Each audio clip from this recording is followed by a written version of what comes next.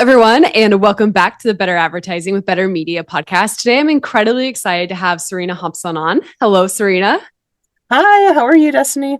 I am doing well. So, Serena and I would say, followed each other for a while on LinkedIn. You, of course, work for Purina, which is an incredible company in the network, and you're an account manager on the e-commerce side, which is always a fun space to be.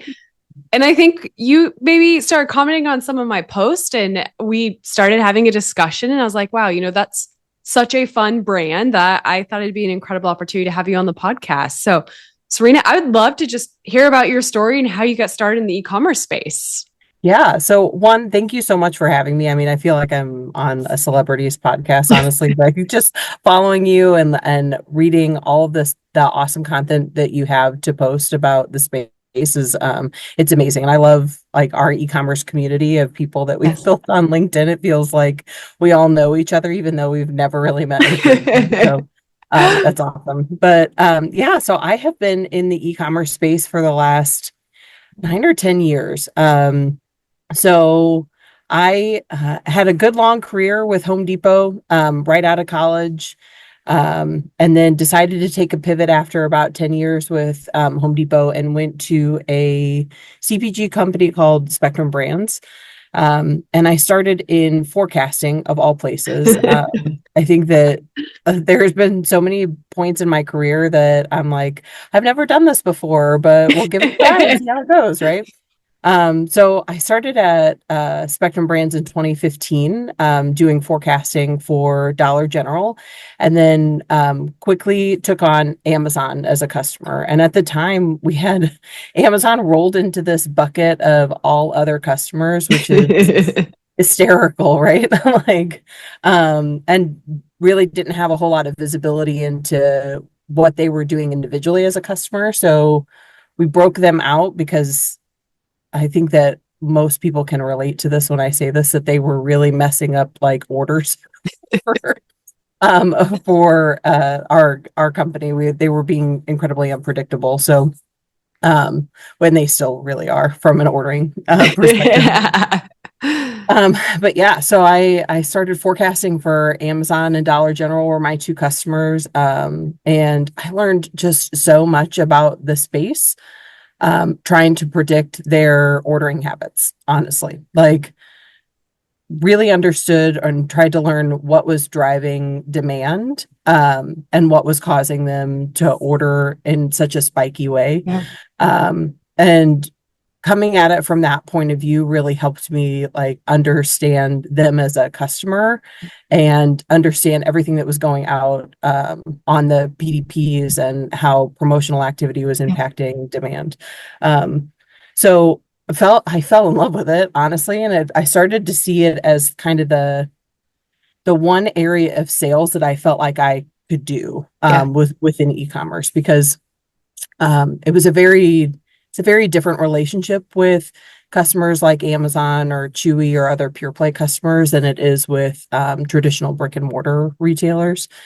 But it's also more exciting because things are constantly changing. And it's like this puzzle that you're trying to put together. When they change their algorithm, what's it going to do to your sales? How is it going to impact ranking? How is it going to impact relevancy? All of these different things that, I mean, obviously they all funnel up into selling and making sure that you're getting out in front of the consumer.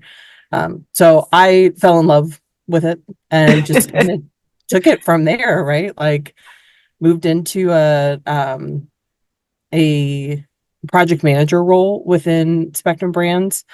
And that was really a great experience on the e-commerce team because I was helping to implement projects that we had never done before. And I think that's probably like the theme within e-commerce is like doing things that you've never done before. Also trying to navigate how a larger organization does things and how we can adjust to what these pure play retailers need from us. So think things like brand registry, transparency, direct import projects, those sorts of, we've never done this before, but what are the capabilities that we need as an organization to do it, and how can we roll this out with our retailer? So that was great. Uh, and then I moved into sales. So, which is a kind of a different beast.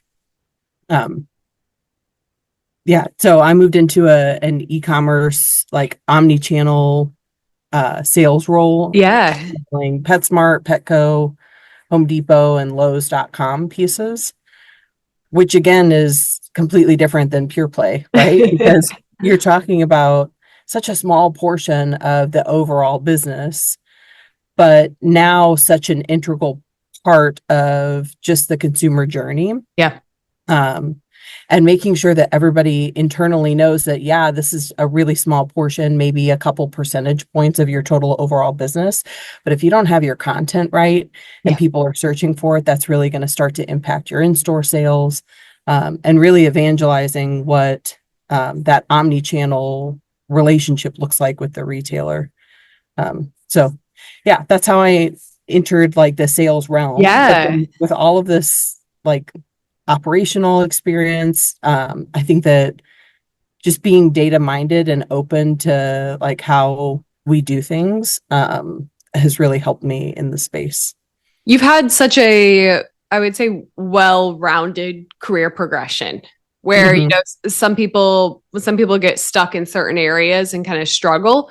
You've been able to see the big picture, but also work, especially I would assume in the project management role, and all of the small pieces that come together that are going to do what you kind of mentioned is, what's going to drive the POs, what's going to Right. drive the top line sales growth. And I think people who come from traditional brick and mortar sometimes struggle to understand that something as simple as a different order of keywords in your title is going to affect that top line growth, which can make it Yep. really hard to justify certain investments that need to be made. Like you said, the syndication of content across platforms, Mm-hmm. super important, but then you have to adjust the content per platform. So Right. how have you approached, like, you've obviously been able to see it all, and I think that's been really beneficial, but when you're working with a leadership team that maybe doesn't see it all or comes from more that brick and mortar background, how have you found the best ways to kind of tell that story and get the buy-in needed to really push e-commerce forward? Yeah, so I think honestly that's a great question because if you think about most organizations internally, most people grew up in like a brick and mortar only space, so they're only seeing it from that lens. And honestly, my advice is to kind of lean into that. So find a way to be able to describe and evangelize and teach about e-commerce that resonates with a brick and Yeah. mortar audience. So, for example, when I was with Bonide as the VP of e-commerce, I came in as a very brick and mortar and very like niche space. What we were selling at Bonide for the most part, we sold at some larger brick and mortar retailers. But I was talking to an audience who had a very heavy brick and mortar sales background. So when you're talking about e-commerce and we were in a time where we were constrained on inventory. So there was this thought that we could cut back on what we were sending to Amazon or other e-tailers because we at least wouldn't lose the planogram place, right? Where with other brick and mortar retailers, if you're not shipping in full or you've got lower fill rates, you're at risk the next time you come around to the planogram reset. Well, Bonide couldn't, give us the product that we needed last time, so we need a more reliable vendor for that spot. But the reality is that if you're cutting back on Amazon or any other e-commerce retailer, you might not lose the spot in the planogram Yeah. per se, because you'll still have the PDP out there. It'll Yep. still be live. You're still listed with them, but you did lose the spot on the planogram because as you start to run out of stock, your rankings are impacted. Yeah.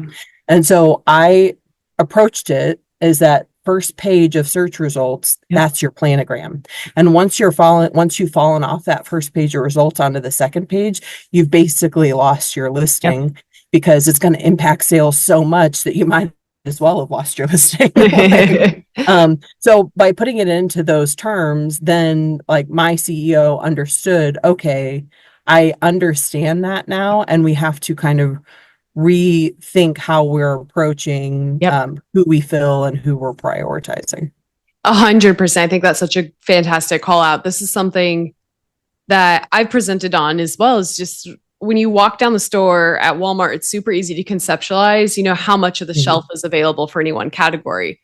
But when people think of Amazon or Walmart.com, they still think that the digital shelf is unlimited. But ain't nobody scrolling all the way to the bottom of the page. Like, that's not how it works. And you can get so caught up in how quickly everything changes in our space. And that can be really, really overwhelming to leadership as well, which kind of causes this uncertainty with making investments that, yes, are a little bit more risky. So I think that's such a great call out to meet them where they are. Because as we all know, I can't imagine getting started in e-commerce today. Like, I manage such a small portion with just the retail media side, and I'm still like, I'm overwhelmed half the time with all of the updates. So having to find that balance of, they already have enough on their plate. How do we meet them where they're at and help them educate and figure out the similarities between platforms is such a good call out. Yeah, I have found that to be the most helpful, honestly. And then once you can start with those sorts of basics, you can always add on later, but you can't immediately come out of the gate talking about display. Yes. That is because we're not there. We're not there. Red flag. But how would you say kind of your trajectory in e-commerce has affected how you would advise the younger generations who are potentially considering getting started? I mean, my sister is a freshman in college, and I've actually struggled with her because she doesn't kind of know what degree she wants to get. I'm like, look, I did a general business degree. I stumbled into e-commerce, and now this is where I'm at. So I've tried to kind of sell that story and excitement, but it's also really difficult because I still think e-commerce is viewed as non-traditional. Like, a lot of people don't quite understand the space that we're in. What advice would you give to kind of someone starting out in our space?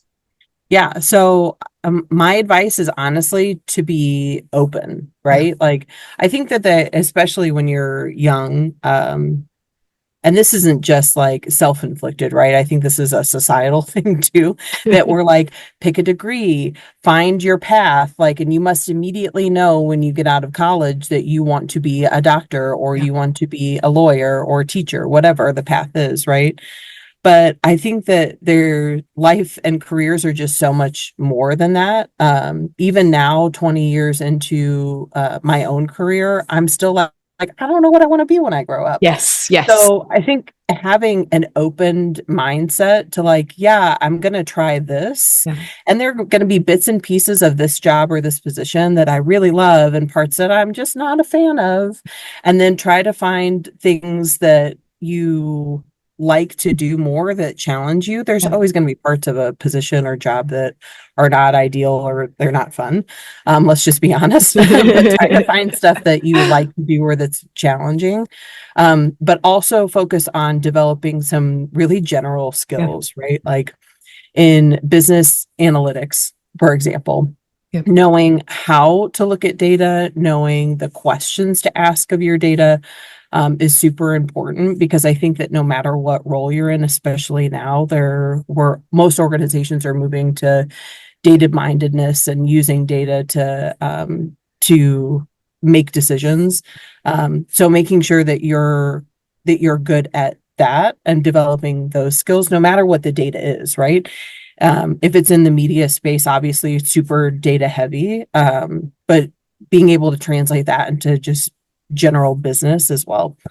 I think part of what I am so grateful to Home Depot as an organization for is developing that business acumen. I mean, I spent a lot of time in the stores, and I don't think that people give retail workers enough credit, especially those of us who've like been in department supervisor roles or assistant store manager roles. Because there's a lot of business acumen that you have to know. I mean, I know that like some people even who are working at Walmart stores also go through this, right? Where you're constantly looking at sales numbers and trying to figure out, okay, well, why did I dip in sales here? And you're walking over to the aisle to see, oh, well, I'm out of stock, Yeah. So, and this kind of told me that I needed to pack down this area. Or we learned a lot about margin and selling, your higher margin stuff to compensate for some of your lower margin items. Things like selling paint brushes and paint rollers with your paint, because the paint's what's driving them in, but your paintbrush and paint rollers are where you're getting the margin, right? Yeah. Um, so I owe so much of that just general business acumen, knowledge to Home Depot. And I think that focusing on being open to that, and learning just general business knowledge, Yes. is super important, because you might have an idea of what you want your path to look like. But I'll tell you right now that a company or your career is never necessarily going to go in that direction. To me, careers aren't linear. I've Yeah. taken so many or steps back so that I could move forward, Yeah. or lateral moves so that I could continue to grow certain Yeah. skills. So to me, it's about focusing on the skills that you're building and the general skills, and being open to whatever that next role Yeah. is. I think, fundamentally, a lot of those principles are so important. One of the things that you said just in relation to forecasting is I didn't know what I was getting into, and I said yes. Yeah. And I think that's super important because, I mean, my first semester of college, I went to school for early childhood education. Yeah. I am absolutely not going to go back and be a teacher at any point in time. I don't know what I was thinking at that point. Yeah. Mm-hmm. But to your point, no matter what idea you have for your future, unless you are like, hey, I'm a, fourth generation doctor, this is what I want to do. I think the open-mindedness and saying yes and being willing to take chances is incredibly important, especially when you have that, secondary aspect of understanding the general business or idea of what you want to accomplish. I think a lot of people miss that piece, but it's how do you make yourself valuable where you're at? Maybe you don't understand the P&L aspect of the business conversation we had, but if you're, I'm in a small startup, I think I have a team of 30 at this point. It's, teaching my team members our goals and the vision, but hoping that they're the type of people to figure out a way to drive the overall business growth. Yeah. And someone who can go in and understand where the weaknesses within their current department, how can I make myself irreplaceable, is incredibly, incredibly important. I think that's a skill set that can take someone anywhere, the confidence or willingness to take risks, and then the fundamental understanding of how you can make yourself valuable in a role. Yeah, 100%. So it's funny. My bachelor's degree is in international studies and the German language. I haven't spoken or written a lick of German since I graduated college, but I took 8 years of it between that is incredible in college. And then I went and got my master's degree in human resources management, because I really wanted to be in human resources at the time. But then like 2008 hit. And I think for those of us who were graduating college or having, getting our master's degree at the time, like it's a huge pivot point for a lot of people. And I think that anybody that graduated during COVID probably feels the same way. It's like, well, this is what I was gonna do. And I'm like, well, crap, that's not available to me anymore, because at the time, all of the human resources type positions were being restructured, or there were a lot of layoffs within HR. So it was like, well, how do I pivot? Because like at the end of the day, like life, honestly, is just a lot of different pivot points. So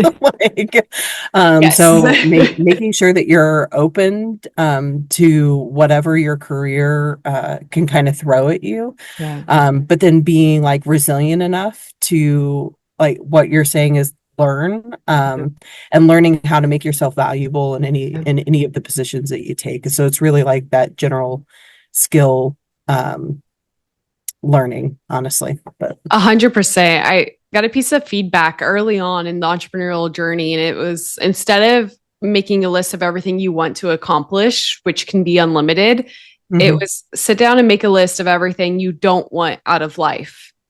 And that's awesome. Yeah, it was a really good pivotal mindset shift for me, because I think it's so easy to get caught up in everything. And I sat down and I was like, I want to be happy. I want to have good work-life balance. And I made this list, and I think that's what really helped me to kind of continue to grow and take my skill sets, which I went to school for early childhood education for a little bit, thought I wanted to be a teacher, but realized I was passionate about educating. Mm-hmm. My full role right now, I would still say, is Yeah, educating. for And I sure. would probably make the same assumption, maybe not on the German side, but everything Mm-hmm. you learn from an HR perspective integrates pretty directly, I would say, with what you're doing every day. And it's those Yep. fundamental strengths that you have. How can you apply them with flexibility? Because it's all about pivoting. Yep. Absolutely. That's awesome. So what do you want to do over the next few years? I mean, it's unlimited with that Yeah. being said, with everything in e-commerce. How do you see your role changing or growing? Yeah. So I think personally, right, I've spent a lot of time within operations and sales, and I bounce back and forth between the two because in my opinion, I mean, everything is interconnected within Yeah. business, let's just be honest, right? But I think that bouncing back and forth allows me to stay grounded in one or the other, right? Like there's so much about operations that can impact sales, and there's so much about sales in the way that we interact with our partners that can really mess up or like impact the operation side too, right? But one thing that I don't have on my resume is anything that has to do with marketing. I mean, a little bit, right? In Yeah. my role within Bonide, I did lead a content portion of e-commerce and some retail media, a retail media position within e-commerce. So I kind of set the strategy, but it was more from a sales lens. Like these are the sales that I want to achieve, and these are the levers that I can pull to help achieve that, right? But I've never been in a role that specifically focuses on the marketing side of commerce. And I think that would be a real stretch for me, which is something that I'm looking forward to in whatever my next role is, right? Like I want something that's going to challenge me, that kind of scares me a little bit going into it, because that's the way I can continue to grow. Yeah. I've spent, the last 9 or 10 years doing sales and operations within e-commerce, and I think I kind of got it down. Yeah. So now I'm just looking for something to help me stretch a little bit. Yeah. So I'm hoping that if I can find my way there within Purina. Honestly, I really want Purina to be my last stop. Yeah. This is a company. And what I really love about it is that we're constantly talking about what are our career aspirations? Yeah. What is the next role for you? So I think to me, short term, within the next, few years, that's where I want to go. Longer term, I love leading people and leading us toward a business goal. So I think really long term in general management. But honestly, I mean, who knows between now and then? So Who knows? That's the question. Right. I love that. I think that's incredible that you have the vision for moving into that. If you asked me right now where I want to be in the next few years, I don't know if I could answer that concisely of like, that's the area.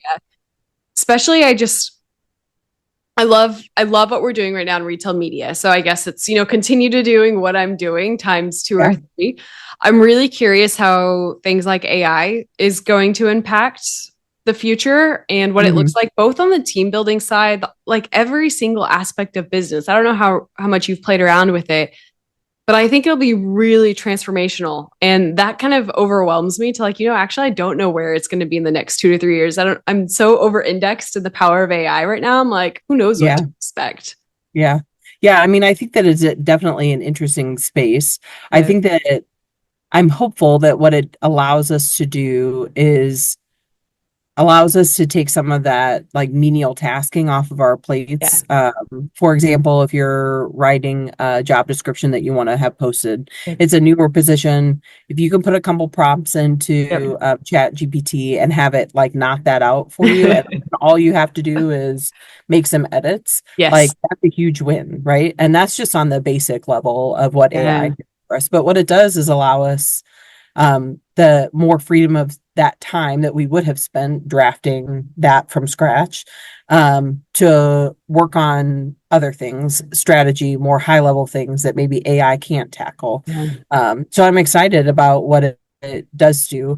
I am a little nervous, I guess, from an inequality standpoint, I'll be honest, about equality or um, work within some of the lower paying jobs and how Yep. that might impact. Yep. I'd hate to see a great technology like this kind of further the gap. Yep. Um, but I think that overall it could be a good benefit to our society.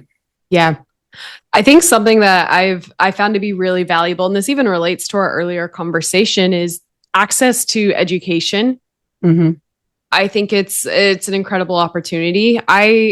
I don't utilize any of the paid AIs, for example, but I can open Instagram and use Meta AI. And Mm-hmm. I've used it to draft emails, or we've used it to ask questions around forecasting as well, just like really simple Yeah. things that we need like a better understanding of. And I think that's something that's really important in our space, is just that even if you don't know something, you have to know how to access the appropriate information and learn enough about it to be dangerous. And that's, Yes. I will drop that in the career advice section that we gave, whether it's YouTube or LinkedIn or, Meta Mhm. AI, it's knowing how to go out and get it yourself, I think Yeah. is an important aspect. Yeah. I know enough about retail media to be dangerous. I tell people Yeah. that all the time, is that like if you gave me a bucket of money and asked me to set up campaigns, I would waste that entire bucket of money. But I know how to theoretically do it. Yes. Yes. And that's really what matters. I mean, Right. the hands-on keyboard stuff is important, and this was something I didn't believe was possible, because it took me 7 years, I feel like, to get articulate with Amazon advertising. Mm-hmm. But we've taken interns directly out of high school and took them through the Amazon accreditation program, took them through the Better Media course, and had them hands-on keyboard launching campaigns. And I Yeah. don't know if the younger generation's just used to taking in a ton of information and learning and taking risks because they were Yeah. raised on social, but it's that ability to just hop right in. I think the harder part is the part that you mentioned. It's tying it all together. It's seeing the overall vision. Hopping in the weeds, you can follow a quick course online, but it takes Yeah. reps to understand the overall vision. Yeah. That's true. I know that that's a gap for me. So I'm just Yeah. like focused on Hey, like I I can can go help do you a fill that campaign. gap. Don't you worry. I can cover that. I'll give you a little Destaney Better Media course over the next 2 weeks and we'll be done. Awesome. Well, I think it's close to time to wrapping up now. And I just want to thank you so much for hopping on the podcast and sharing. I think our space is incredibly exciting. Our little self-help group is probably a better term for our little ecom community, because we all need some level of therapy for being in the roles that we are. Has been True. amazing, and it's connected with so many amazing people. And yeah, just wanted to thank you so much for hopping on. Yeah, I really appreciate it. Thank you so much for your time.